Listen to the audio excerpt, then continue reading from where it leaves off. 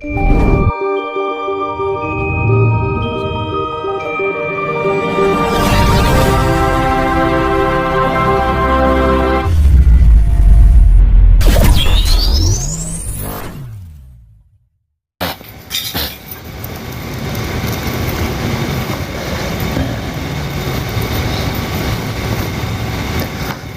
aslinya dari Kuningan. Jadi sekarang di Kuningan.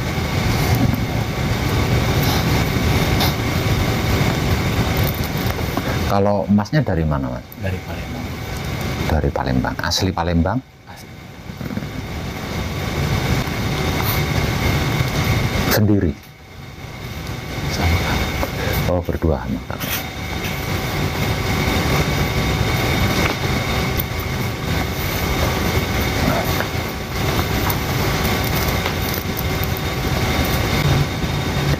Itu kalau bapaknya yang dari Kuningan itu,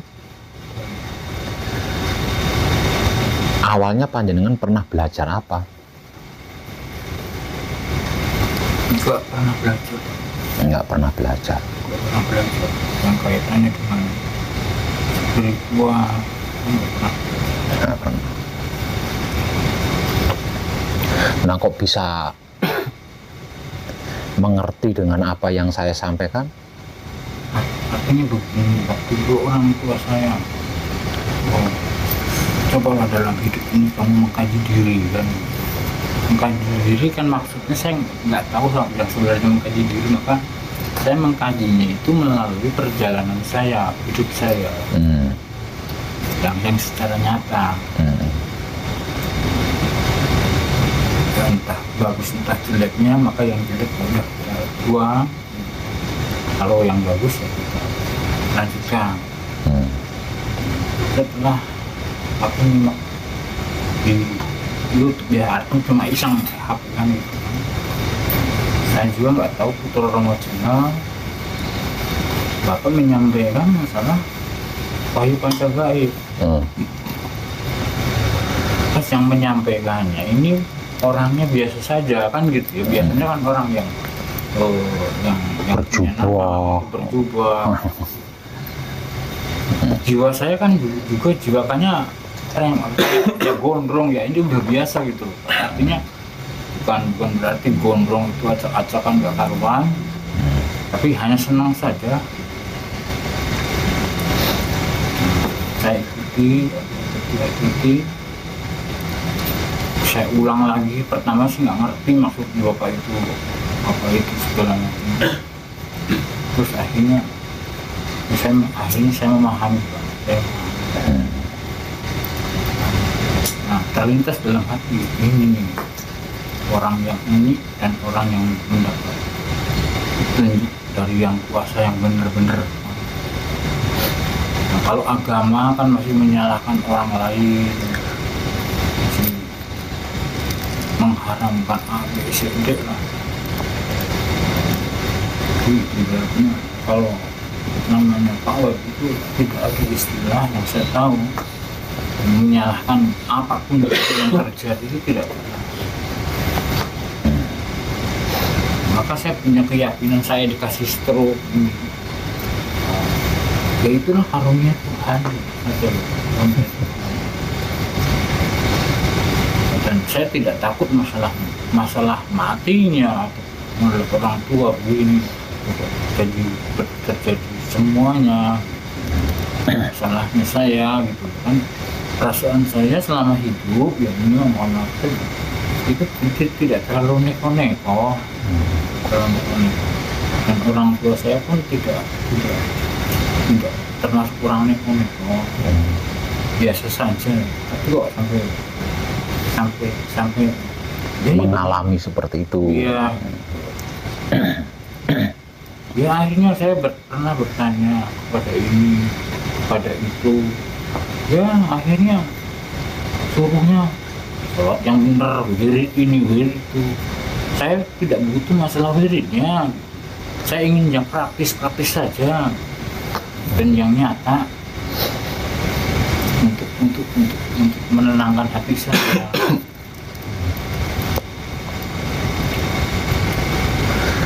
Soalnya sepanjang perjalanan hidup saya itu kalau hanya orang sekedar awam nggak akan tertarik, apalagi percaya sama apa yang saya sampaikan, terkecuali memang dia dipilih oleh Maha Hidup. Buktinya apa Pak? Saya ingin minta, walaupun melalui mimpi, karena petunjuk saya juga melalui mimpi ya Pak ya, karena nggak paham tentang. Saya ketemu Pak Web dan seolah-olah antara saya dengan Pak Web itu udah gimana ya kenal dekat begitu. Ini semua mimpi, semua tidur. Terus dilanjut lagi ceritanya, dilanjut lagi biar berlihat Pak Web.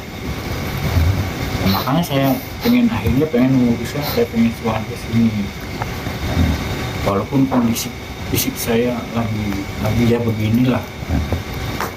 Terus kemungkinan datang ke sini bukannya malah memperingankan orang lain, malah merepotkan orang lain. Saya sadar itu, tapi nggak apa-apa lah, ini misi batin.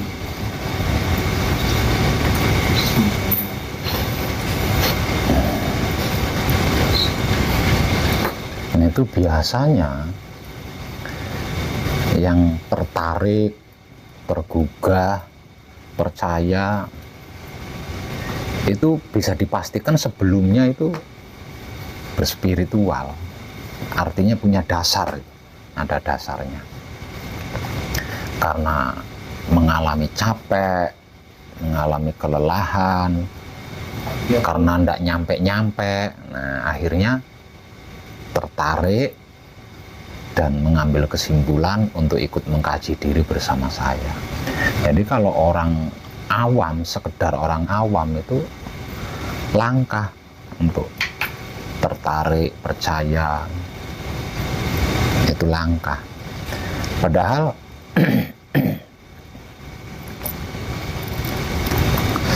kemungkinan gitu ya, kemungkinan itu baru saya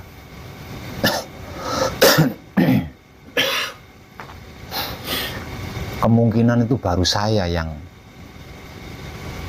selalu membalas siapapun dia dengan kalimat jangan gampang percaya dulu, jangan mudah tertarik dulu, simak dulu baik-baik pencerahannya agar supaya mengerti, memahami apa arti maksudnya dan mengetahui kemana arah tujuannya, serta tidak bingung tentang saya. Sepertinya kayaknya itu baru saya yang mengeluarkan kata-kata itu. Betul. Nah kebanyakan itu kan malah malah disponsori agar supaya lebih tertarik lagi kan, supaya benar-benar ngikut gitu. Nah, kebanyakan kan seperti itu. Lah dari kata-kata ini aja kalau orang itu jeli udah pasti tergugah gitu. Padahal itu kan bukan ilmu ya, bukan ilmu, terus bukan spiritual, tapi itu kan kata-kata mengingatkan agar supaya kita itu tidak mudah ditipu orang, tidak mudah dimanfaatkan orang. Intinya kan seperti itu. Tapi ya banyak yang nggak paham tentang kata-kata itu, masih saja ngeyel. Ditinggal istri, bahasanya tinggal istri, dengan alasan dia laku, tapi kan arahnya kepada ibu ratu tidur. Saya sih nggak paham apa-apa ya kalau memang itu keyakinanmu ya silahkan. Karena kamu keyakinannya itu, akhirnya punya suami lagi, berapa sampai 3 kali kalau nggak salah. Anak-anak ditinggal pada saya semua Pak. Karena memuja Ratu Kidul itu tadi. Ya mungkin. Waktu itu karena saya karena masih mengingat anak masih kecil, biar anak dewasa dulu, tunggu dulu Pak. Anak dewasa, supaya kalau dalam saya sebagai bapaknya menjelaskan itu biar mengerti dan bukan untuk membenci. Akhirnya kan saya tabungan, saya percayakan karena saya sakit stroke itu pikirannya antara mati dan hidup. Jadi apapun juga aset-aset saya tak berikan semuanya, termasuk tak titipin uang 1,5 miliar lah, kurang lebih 1,6. Ternyata disalahgunakan, anak nggak pada sekolah, saya udah sakit mikirin kayak gitu anak lagi kan. Akhirnya begini pikiran saya, anak mau sekolah mau enggak juga nggak jadi masalah. Jadi masalah itu aja yang hidup. Kata di YouTube ada masalah jangan ada masalah. Sakit udah biar nikmatin saja, jangan dipermasalahkan. Kalau panjenengan yang dari Palembang bagaimana? Kok bisa tertarik dengan apa yang saya sampaikan? Awalnya pernah berspiritual dalam hal apa? Ya. Nah, dalam hal apa spiritualnya? Marifat. Oh, marifat. Dari orang tua. Oh, dari orang tua. Langsung datang ke orang tua, ke gurunya. Hmm. Awalnya sih dari orang sakit. Dia tuh udah 7 tahun sakit, menderita. Mungkin dia ada petunjuk sehat kayak gitu. Diantarkanlah di Lampung itu ceritanya. Usahalah kamu belajar serikat merah berkalimat, manggil itu kata orang tua kan. Nanti kamu sendiri, nanti kamu ditagihnya katanya kan, dia untuk janji. Akhirnya ya namanya orang tua membimbing terus Pak. Itu sampailah orang tua meninggal. Yang tahunya adik saya yang cerita, saya nggak tahu juga gimana dia sampai linglung orang tua saya. Itu udah vakum, adik saya nih ngasih pertanyaan. Ya namanya saya sombong loh Pak. Coba Kak ngejawab dulu, siapa aku, dari mana aku, enggak kemana aku, dan untuk apa aku hidup. Pokoknya aku diam, kok Pak nggak mau jawab katanya kan. Ya itu tanya sama dirimu sendiri kayak aku kan, kayak gitu kan. Karena saking sombongnya, namanya dunia udah maju, dia lah YouTube. Lihatlah Pak Web cerita. Kembali itu langsung aku jawab ke adik saya diam. Gitu. Akhirnya saya diantarkan kepada Pak Lukman.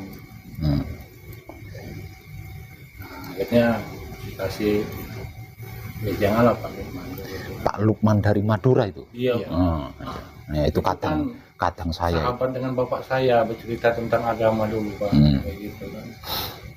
Ya akhirnya saya merenung, tanpa 4 anasir ini saya nggak bisa hidup kayak gitu kan. Namanya selama ini saya dikendalikan oleh 4 anasir itu, bukan hidup saya kayak gitu kan. Wajar kalau hidup saya ini kayak gini, dari kecil udah hancur. Yang tahu cuma saya sendiri, pribadi saya sudah hancur kehidupan saya. Keluarga saya nggak tahu. Sampai-sampai anak istri saya ikut juga Pak. Tapi anak saya ya namanya anak males-malesan. Ya nanti saya mau kasih motivasi terus untuk kamu sendiri. Nanti kamu tahu sendiri nanti. Kalau soal anak, jangan terlalu banyak ikut campur. Karena betapapun anak, dia punya hidup sendiri. Artinya dia punya jalan sendiri, dia punya hak sendiri. Nah, jalannya, haknya ini tidak bisa kita recoki. Walaupun wujudnya itu anak kita. Iya Pak. Jadi biarkan dia berproses secara natural. Tapi yang kecil itu mau Pak. Yang besar yang perempuan tuh agak diam, nggak mau bunyi ngomong. Kadang mungkin di prosesnya saya mau bikin emosi gimana. Ya kalau istri kayak gitulah Pak. Ya saya kan kalau saya pulang kerja berdua bercerita tentang Bayu pengen baca gaib ini, nanti ngulang lagi kebiasaan kayak gitu.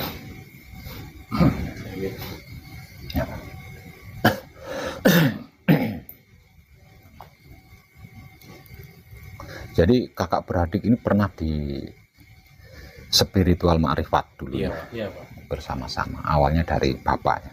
Iya Pak. Ini setelah bapak meninggal ikut sama yang ngajarkan kayak gitu, tapi melalui anaknya yang udah ada, ya orangnya udah meninggal. Sebenarnya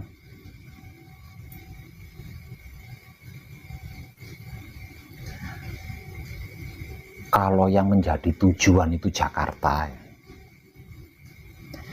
itu untuk bisa sampai ke Jakarta kan banyak jalannya. Kalau yang jadi tujuan itu adalah Jakarta, untuk bisa sampai ke Jakarta itu kan banyak sekali jalannya kan. Bisa lewat darat, bisa lewat udara, Kereta. bisa lewat kereta, lewat darat aja bermacam-macam tuh. Iya. Bisa jalan kaki, bisa naik sepeda, bisa naik motor, ya. Bisa naik mobil, bisa naik kereta. Lewat udara juga banyak itu. Bisa pakai pesawat, ya kan? Bisa pakai apa itu namanya, balon gantung itu dan lain sebagainya. Dan semuanya itu baik, semuanya itu benar, nggak ada yang nggak baik, nggak ada yang nggak benar, dan tidak ada yang tidak sampai. Semuanya tetap bisa sampai ke Jakarta, semuanya. Hanya saja perkaranya ada yang cepat, ada yang lambat, itu saja. Terus lagi,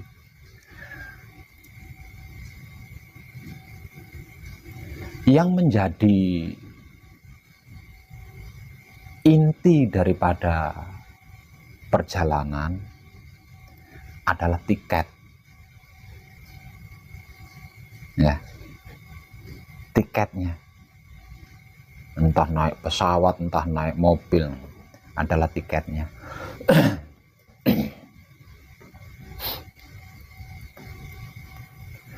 Kalau menggunakan jalan pribadi itu SIM dan STNK. Kalau menggunakan kendaraan umum itu tiket.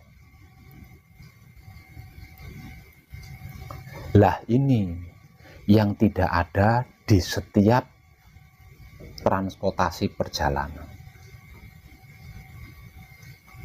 Transportasinya benar, rutenya juga benar, jalannya juga benar. Hanya saja untuk yang pribadi ndak punya SIM, ndak punya STNK. Untuk yang umum ndak punya karcis, ndak punya tiket. Itu. Kalau yang bersifat pribadi, punya SIM, punya STNK, yang bersifat umum, punya kartis, punya tiket, ini pasti sampai di Jakarta. Nggak bisa ndak. Lah wong transportasinya udah bener, rutenya udah bener, jalannya udah bener. Nggak bisa sampai ke Jakarta bagaimana? Jadi yang menjadikan tidak bisa sampai ke Jakarta itu kalau yang bersifat pribadi adalah SIM sama STNK-nya. Kalau yang bersifat umum, karcis atau tiketnya. Nah, itu yang menjadikan tidak bisa sampai ke Jakarta. Itu saja. Lalu, filosofi daripada tiket atau karcis, STNK atau SIM ini apa? Enggak.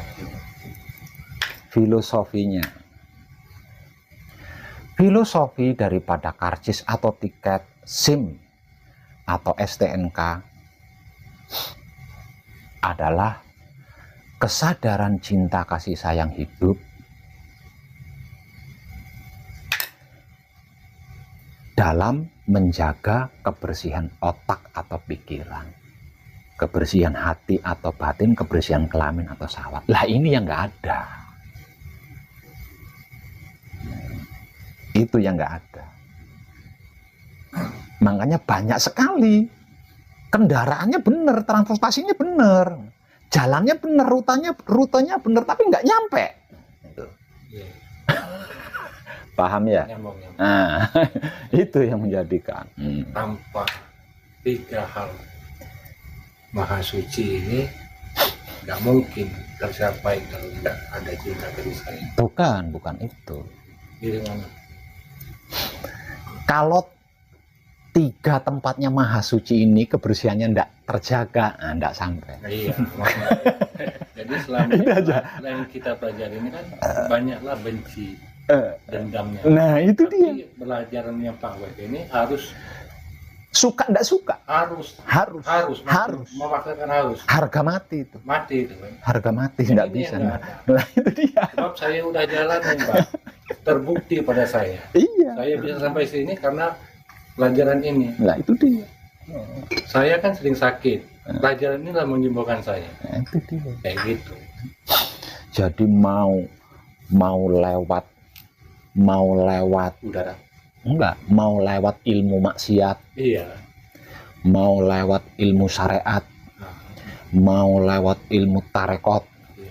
mau lewat ilmu hakikat, mau lewat ilmu tasawuf, mau lewat ilmu Makrifat, makrifat, sufi. bahkan sufi sekalipun meninggalkan semuanya. Kalau kebersihan otak atau pikirannya tidak terjaga, tumbang di tengah Itulah yang jalan. sulitnya. Masih saya. Kok masih saya bisa benci? Lah, itu Masih ada sek di hati kayak gitu kan. Nah bisa polos tuh gimana? itu Gitu. dia. Kayak tapi itu tidak apa-apa, kayak netral sama alam semesta kayak gitu. Lah itu.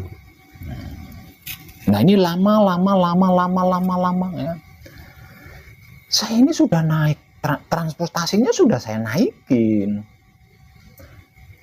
Udah berangkat. Mana Jakartanya? Nah itu, Nah, ini itu maksud saya tuh. nah, ini. Kan dibikinnya bimbang. Nah, itu dia. Nah, di sini makanya mengkaji diri bersama saya. Nggak usah apa-apalah. Satu aja, bertobat. Bertobat ini bukan tentang orang jahat, ya, bukan tentang orang tidak baik, bukan tentang orang bukan, tidak ada katanya. Bertobat dalam artian menghentikan semua masa lalu. Apapun itu. Kalau enggak sulit kalau enggak susah. Dalamnya itu enggak pakai tirakat, enggak pakai buang, enggak ngapa, enggak ada. Hanya pakainya bertobat aja. Berhenti dari seluruh masa lalu. Cuma itu aja. Tapi ya, kalau bukan orang yang sudah capek, sudah lelah, nggak akan tertarik. Apalagi orang awam. Orang awam, orang-orang yang belum capek akan lebih tertarik yang bayar sekian juta, yang menggunakan ritual ini, yang menggunakan puasa sekian bulan. Dia akan tertarik ke sana. Kalau belum capek. Iya. Itulah saya bingung. Oh ada syarat kayak gini. Sedangkan Pak ini gratis. Itu aku tuh. Kenapa gratis? Lah mengenal dirinya sendiri kok. Bagaimana? Nah, Pelajari mengenal itulah harus ada orang membimbing. itu dia. Teman. Lah ini yang tidak ada di luaran sana. Iya. Ini yang nggak ada. Kalau semua transportasi menggunakan ini, nggak ada yang tidak bisa mengantar penumpang ke Jakarta, itu nggak ada. Nggak ada. Gitu.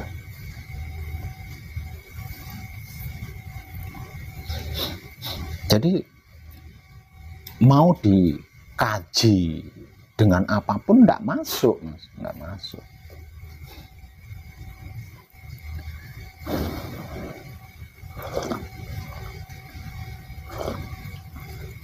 Ya intinya bertobat itu memulai gaya hidup baru Iya. yang mengutamakan tiga singgasana itu ya. Enggak.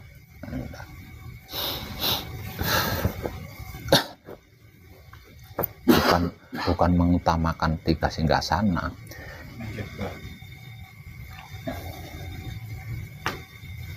Gaya hidup kita atau pola hidup kita di masa lalu itu kan tanpa koneksi dengan Maha Hidup. Nah, itu kita hentikan. Perbuatan-perbuatan tanpa koneksi dengan Maha Hidup, masa lalu-lalu itu. Nah, ini kita hentikan. Termasuk perbuatan itu perbuatan baik lah. Bahkan perbuatan baik. Bahkan perbuatan baik. Buktinya kalau perbuatan baik yang kita lakukan itu tidak terkoneksi dengan Maha Suci. Nyatanya pengen dianggap baik. Pengen dipuji. Karena sudah menolong orang kan. Nah, itu bukti kalau tidak terkoneksi dengan Maha Hidup.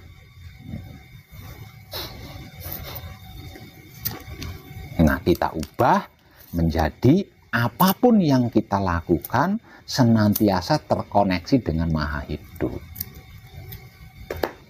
Tapi saya belum tahu Maha Hidup itu ada di mana. Ruhnya Maha Hidup kan ada di dalam diri kita. Kenapa repot-repot? Kenapa repot-repot? Yang itu orang nggak sadar. Nah, tapi saya nemu dengan Bapak, aku beri 4 ilmu itu dan minta kesayangan itu yang belum saya temukan. Oh, itu dia.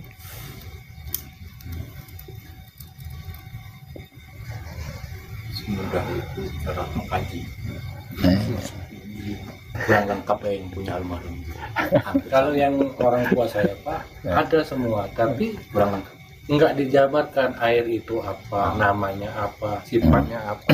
Enggak dijabarkan. Kalau di video Bapak kan judulnya Manunggaling Kaula Gusti kan. Karena itu di tahun 2014 kalau Iya. Bapak mau. Di situ kan Bapak menjelaskan pohon Sagaratul Yakin. Iya. Kalau di buku almarhum pohon sir. Iya. Oh, cuman perbedaan bahasa saja. Nah, ya itu banyak. Ya apa namanya, bahasa-bahasa ini ada banyak. Bergantung induk leluhur. Bergantung dari sana.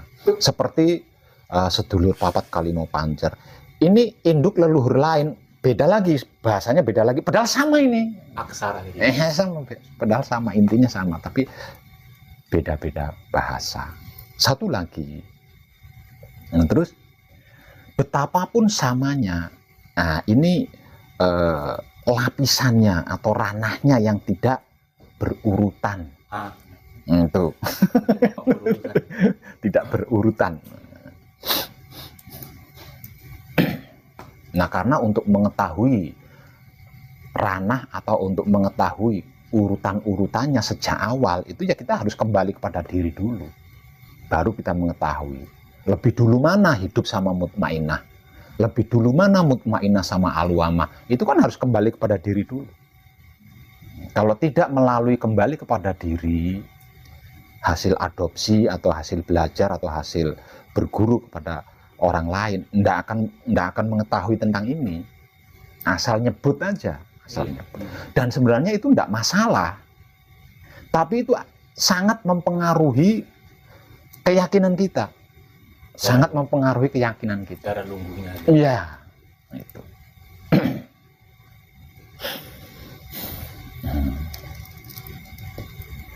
Namun sayang,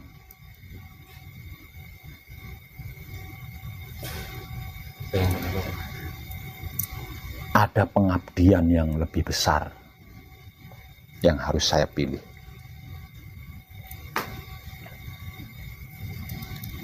yaitu menyelamatkan NKRI dan menyelamatkan alam semesta seisinya yang saat ini sedang berproses.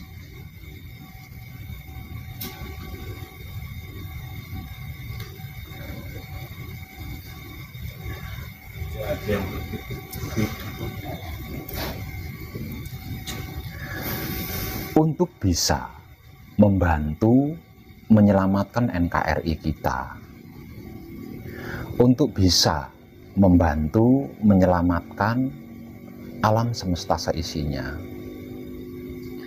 saya harus menemui para leluhur Nusantara yang tersebar di beberapa titik. Karena hanya dengan seperti itu saya termasuk bukan tidak sopan, dan saya bisa menjadi jembatan bagi para leluhur tersebut untuk melakukan koneksi langsung dengan anak cucu keturunannya di tempatnya masing-masing. Artinya, pada saat ini saya sedang melakukan perjalanan yang lebih banyaknya itu di luar kota.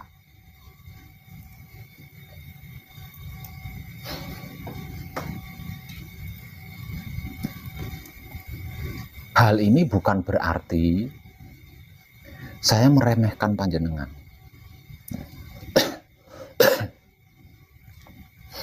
Bukan berarti saya meremehkan panjenengan. Panjenengan juga penting. Kajian diri melalui pertobatan yang panjenengan lakukan itu juga penting. Namun kepentingan ini skala kecil. Ada yang lebih besar, yaitu tentang keselamatan NKRI yang kita tempati ini, yang sedang terancam, sedang dirongrong oleh orang-orang munafik, pecundang. Alam semesta yang kita tempati juga sedang diguncang oleh satu jagat yang sedang melakukan pembersihan, membersihkan sampah-sampah dunia.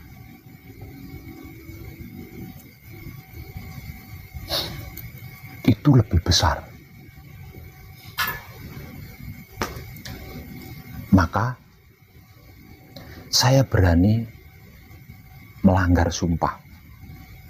Saya berani melanggar janji. Karena pengabdian yang satu ini berskala besar.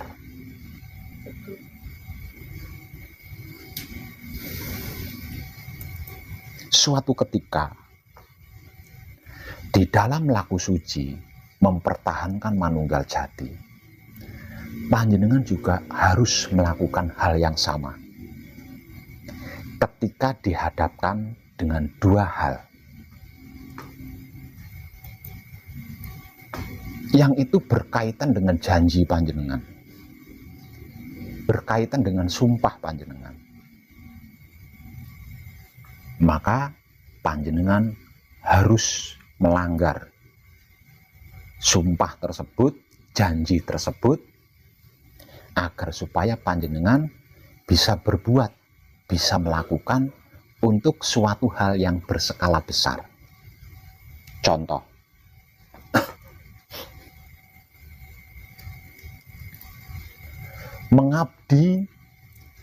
mengabdikan seluruh jiwa raga saya kepada siapapun yang datang manekung atau gembleng di sini.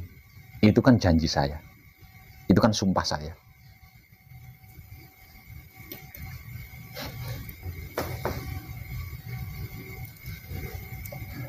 Namun dikarenakan ada pengabdian yang lebih besar, berskala besar,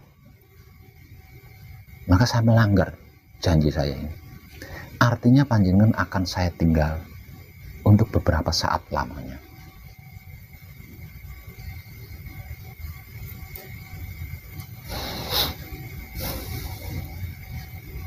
Sehingganya ketika panjenengan berhasil memasuki puncaknya manekung atau puncaknya gembleng, kalau saya belum pulang, panjenengan harus nunggu. Kalau saya belum pulang, misal contoh malam ini panjenengan sudah memasuki puncak manekung atau gembleng, saya belum pulang nih. Nah, panjenengan harus nunggu saya. Karena saya sedang melakukan perbuatan besar.